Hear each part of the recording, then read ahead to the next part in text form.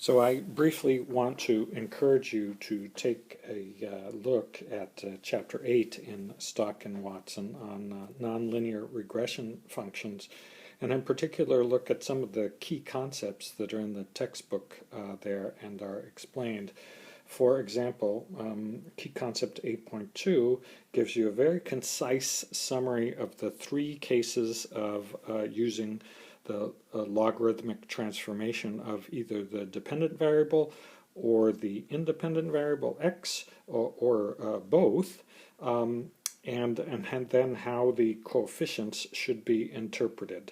So we estimate beta 1, which is the coefficient on the log term or a term in a regression that has a log as the outcome, and then we interpret the coefficient. And we try to never interpret the coefficient as being a 1 unit change in the log of x, because most people don't really know what that means, to say that the log of x changes by 1 unit or the log of y changes by 1 unit. So instead we use language that makes it more natural for us to interpret and understand the meaning of a regression coefficient by talking about percents. And so we have three cases.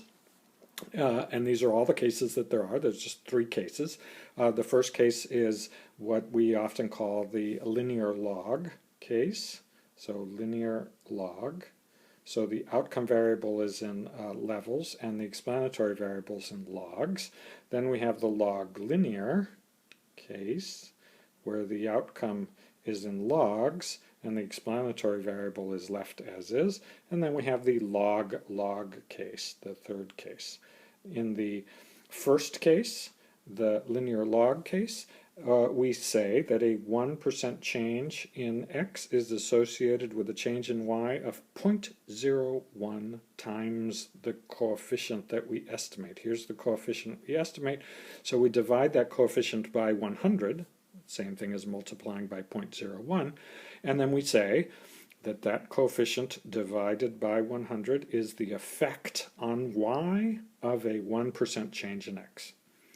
Our second form is the log linear equation. For the log linear equation, we say that a change in x of 1 unit is associated with 100 times beta 1 percent change in y. So if beta 1 were 0.07, a 1 unit change in x is associated with a 7% change in the log of y. So if beta 1 is equal to 0.07, then a change in x of 1 unit increasing is associated with a 7% change in y.